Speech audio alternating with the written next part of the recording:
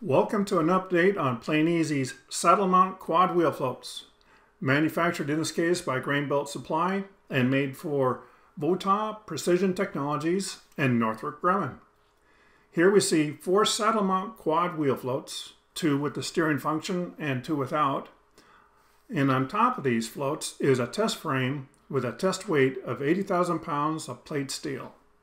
This image, of course, represents the successful load test of the floats given their individual capacity of 20,000 pounds each. Now to see the floats in action.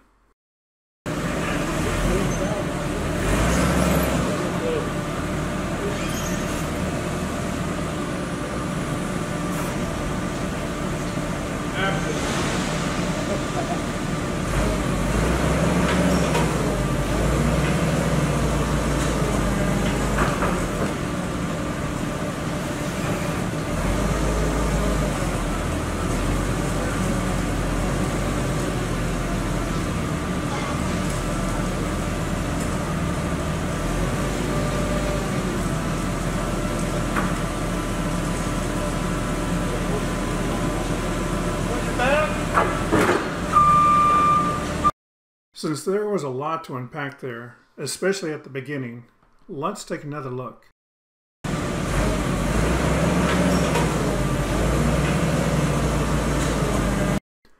Right there, we see the relatively little effort by the forklift to transition the direction of the caster wheels. This, even with no traction aids, such as additional weight over the drive wheels. Since that goes quick, let's look at it just one more time.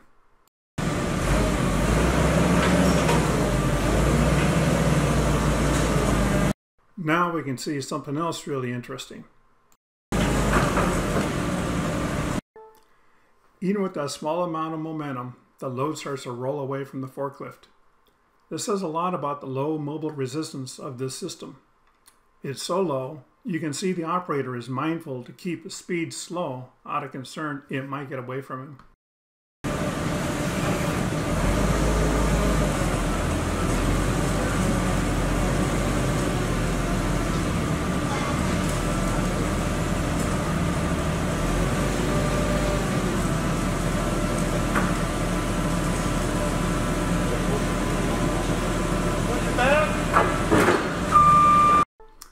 Unfortunately, we didn't capture the caster's transitioning direction again, but here's the float smoothly rolling in the opposite direction.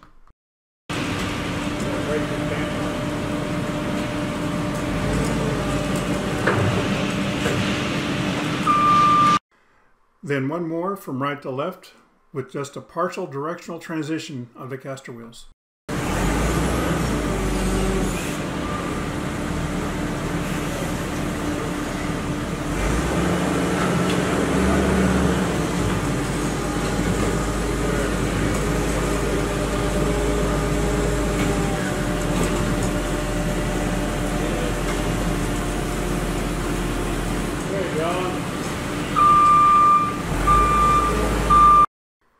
Now we can watch the system being rolled around by hand without a load, just to get a sense of how it operates.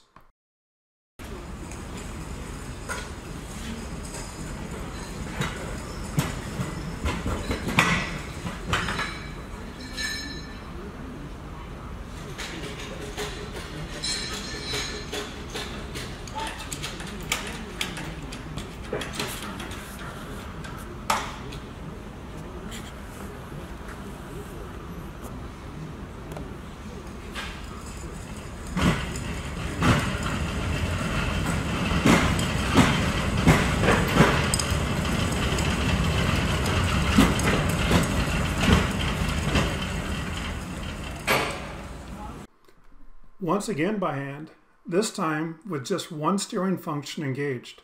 This allows them to steer the system from side to side from the free end of the test frame.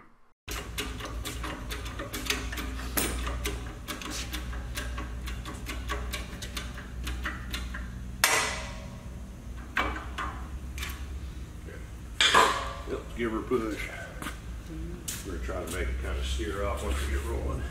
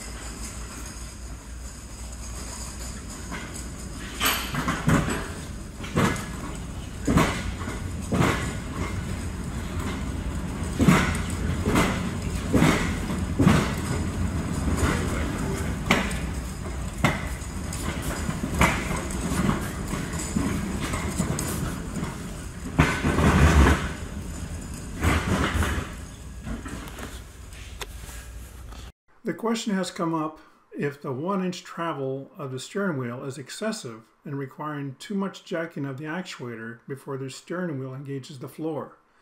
This especially if the floor conditions are very smooth. Even with the steer wheel raised about 3/4 of an inch off the floor, as shown here, the time to lower it still seems like a lot. As you can see here, the fellows are currently checking the details of the steer system and working out the kinks, such as some binding that's restricting the return travel of the steer wheel to only 5/8 of an inch without manual assistance.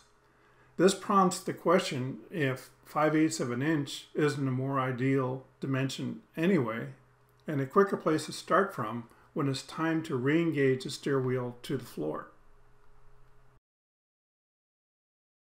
That about wraps up our update to this point. We intend to do another evaluation of the steering function on Monday, this time with a full load on the test frame. We'll look to video record this and have the results of that evaluation to you later on in the day. Thank you for your time and interest, and we look forward to shipping products soon, current events permitting. Thanks again, and bye for now.